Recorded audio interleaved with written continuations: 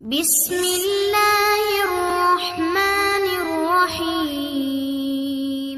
زینت point subscribe کیجیے اور bell icon click کیجیے ہماری نئی اپڈیٹ سے باخبر رہنے کے لیے۔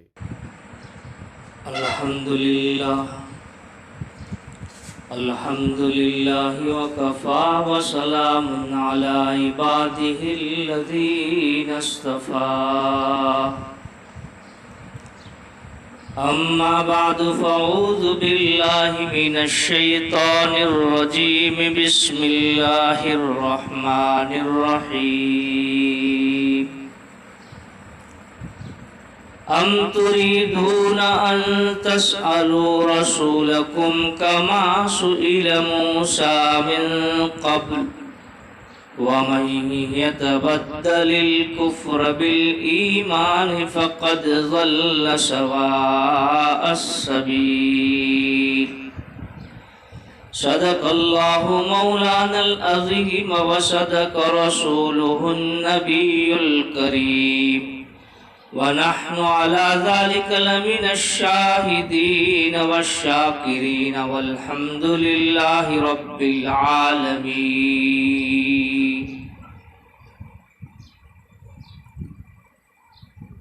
بزرگوں اور دوستو،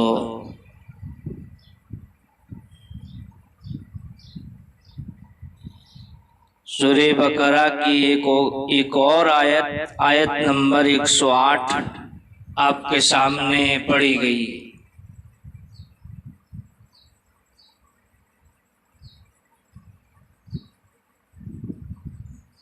ماقبل سے بنی اسرائیل کی شرارتوں کا تذکرہ چلا رہا ہے کہ نبی اکرم صلی اللہ علیہ وسلم کو خامخواہ پریشان فرماتے تھے، اور اس طرح نشاد دوانیاں کرتے تھے کہ کچھ سادہ مسلمان بھی ان کی رشا دوانیوں میں غلط فہمی میں آ جاتے تھے، جیسا کہ کل کی مجلس میں راہینہ سے پتہ چلا۔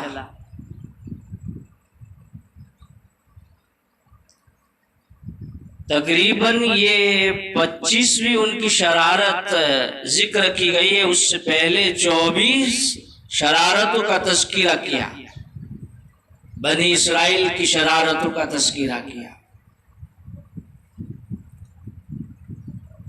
یہاں جو شرارت ان کی ذکر کی گئی ہے اور امت محمدیہ کو اس میں اللہ تعالیٰ نے جو تعلیم دی ہے، مختصر سے وقت میں اس کو مختصر انداز میں سمجھنا ہے۔ تو سمجھنے سے پہلے قرآن پاک کی اس آیت کا ترجمہ کہ اللہ تعالیٰ کیا فرماتا ہے۔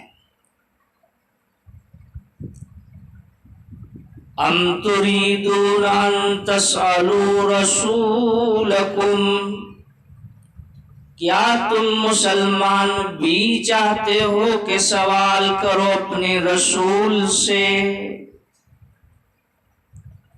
کما سئل موسیٰ من قبل، جیسے سوال ہو چکے ہیں موسیٰ علیہ السلام سے اس سے پہلے۔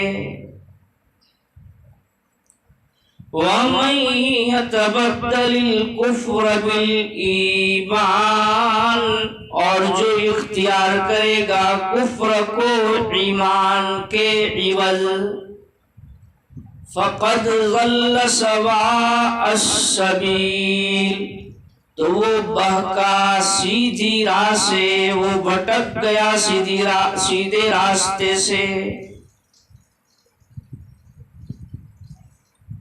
اس آیت شریفہ کے سبب نزول کے سلسلے میں مفسرین کے مختلف اقوال رہے ہیں کہ یہ خطاب کس سے کیا جا رہا ہے۔ بعض اسباب نزول میں فرمایا کہ یہ خطاب یہودیوں سے کیا جا رہا ہے۔ بعض اسباب نزول سے پتہ چلتا ہے، جیسا کہ یہاں میں نے ترجمہ کیا، کہ یہ خطاب مسلمانوں سے کیا جا رہا ہے۔ اور بعض اسباب نزول کی روایات سے پتہ چلتا ہے کہ یہ خطاب کیا جا رہا ہے مشرکین مکہ سے، کہ مشرکین مکہ نے بھی سوالات کیے۔ بعض مفسرین کے یہاں راجے یہود کی طرف خطاب کو ملتفت کرنا ہے، اور بعض نے فرمایا کہ مسلمانوں کی طرف بھی اس خطاب کو متوجہ کیا جائے تو اس میں کوئی حرج نہیں ہے۔ کہ نبی اکرم صلی اللہ علیہ وسلم کو پریشان کرنے کے خاطر آئے دن یہود سرکار سے طرح طرح کی باتیں کیا کرتے تھے، اور طرح طرح سے پریشانی میں مبتلا کرنے کی شکلیں اور اسکیم گھڑتے تھے۔ چنانچہ اس آیت شریفہ میں انہوں نے یہ اسکیم گھڑی کہ سرکار سے سوال کیا کہ اے نبی جی، ہم آپ کو ماننے کے لیے تیار ہیں، لیکن شرط یہ ہے کہ آپ کے پاس جو قرآن نازل ہو رہا ہے وہ دفعتاً آ جائے، جس طرح حضرت موسیٰ علیہ السلام سے پر تورات نازل ہوئی تو ایک ساتھ نازل ہو گئی، اور قرآن تو تھوڑا تھوڑا رفتہ رفتہ نازل ہو رہا ہے۔ تو اللہ تعالیٰ نے نبی جی کو تسلی دی کہ ہم تریدون ان تسألوا رسولکم، کہ موجودہ رسول سے تم جو سوال کر رہے ہو۔ تو نبی جی آپ فکر نہ کریں، ان کے اس سوال سے آپ گھبرائے نہیں۔ ان کی تو یہ عادت ہے کہ یہ لوگ ان لوگوں میں جو ان کے پرکھے لوگ ہیں، آباء و اجداد تھے، ان کے آباء و اجداد تو اپنے وقت کے نبی یعنی حضرت موسیٰ علیہ السلام سے اس طرح کی بے جا سوالات اور حرکتیں کر چکے ہیں، کما سئل موسیٰ من قبل۔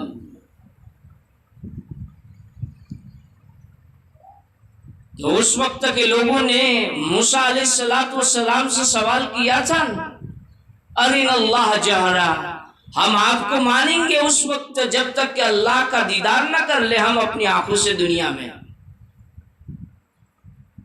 اور بہت طریقے سے حضرت موسیٰ علیہ السلام کو پریشان کیا تھا۔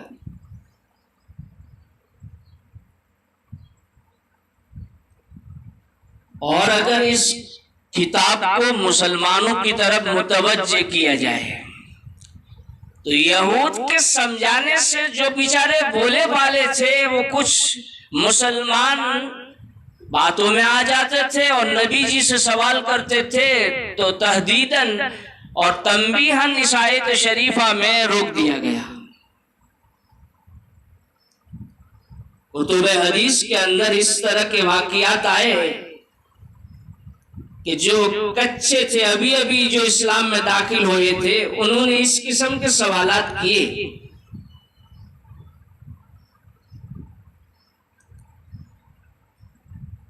تو اللہ تبارک و تعالیٰ نے مؤمنین کو تنبیہ فرمائی کہ نہیں، اس طرح کے سوالات کرنا، یہ سوالات تو ایسے ہی ہے کہ یہود نے حضرت موسیٰ علیہ السلام سے سوالات کیے تھے۔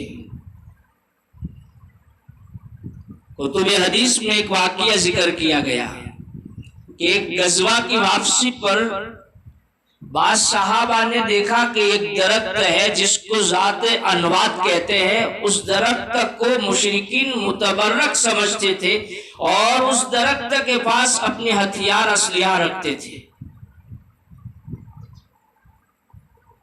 نبی اکرم صلی اللہ علیہ وسلم سے صحابہ نے سوال کیا، اللہ کے حبیب ہمارے لیے بھی اس طرح کا کوئی متبرک درخت تجویز کر دیجئے تاکہ ہم بھی اپنے اسلحہ ہتھیار رکھا کریں۔ اللہ کے حبیب صلی اللہ علیہ وسلم بہت ناراض ہوئے اور فرمایا اور تنبیہ فرمائی کہ یہ تو سوال ایسا ہی ہے جیسا کہ موسیٰ علیہ السلام کی قوم نے حضرت موسیٰ علیہ السلام سے بحر کلزم سے جب پار ہو گئے تو اس وقت انہوں نے ایک قوم کو دیکھا تھا کہ بتوں کے سامنے وہ جھکی ہوئی ہے، تو کہا تھا کہ موسیٰ یہ قوم جس طرح بتوں کے سامنے جھکی ہوئی ہے اور ان کا معبود جس طرح ظاہر میں ہے، ہمارے لیے بھی کوئی اس طرح کا معبود تجویز کر دیجئے۔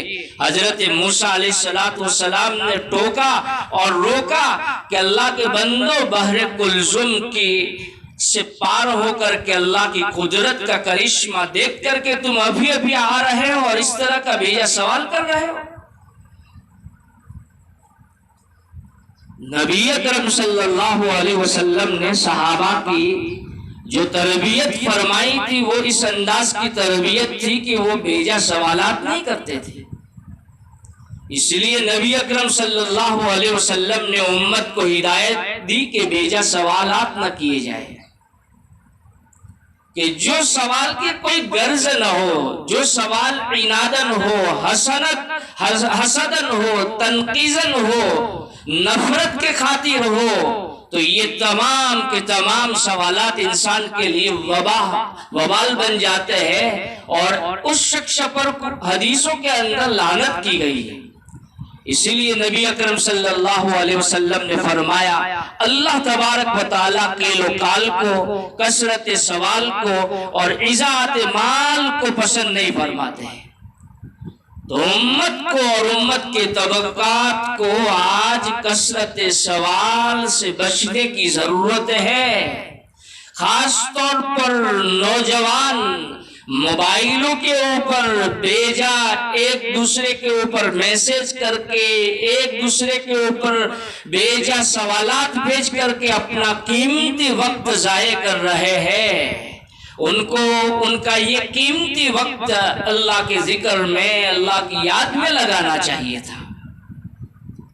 فضولیات میں ہمارا جتنا وقت آج کھپ رہا ہے، کاش کہ اس کا عشر عشیر بھی دین کے خاطر لگ جاتا تو ہمارے لیے نجات اور ہمارے لیے کامیابی کا سبب تھا، سامان تھا۔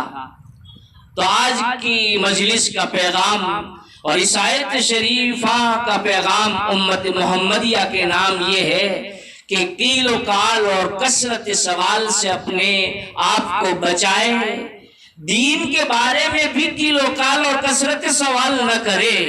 ہاں کسی تحقیق کے لیے، مسئلہ کو جاننے کے لیے، عمل کرنے کے لیے سوال کیا جا سکتا ہے، لیکن بے غرض دینی سوال بھی کرنا یہ اضاعت وقت کے اندر داخل ہے۔ لوگوں کا آج مستقلاً ایک مشغلہ بن گیا ہے کہ ایک مسئلے کو 10 مفتیوں سے 5 مفتیان کرام سے پوچھتے ہیں۔ یہ درست طریقہ نہیں ہے، اس سے اہل علم کا اعتماد کم ہوگا اور دین کا اعتماد کم ہوگا۔ اللہ تبارک و تعالی ان باتوں کے اوپر ہمیں عمل کرنے کی توفیق عطا فرمائے اور کثرت سوال سے اور امت کو قیل و قال سے بچائے، اور کثرت سوال کا جو سب سے بڑا ذریعہ آج ہمارا موبائل بنا ہوا ہے، امت کے ایک فرد کو اس موبائل کو غلط استعمال سے اور غلط یوز کرنے سے محفوظ فرمائے۔ وما علینا الا البلاغ۔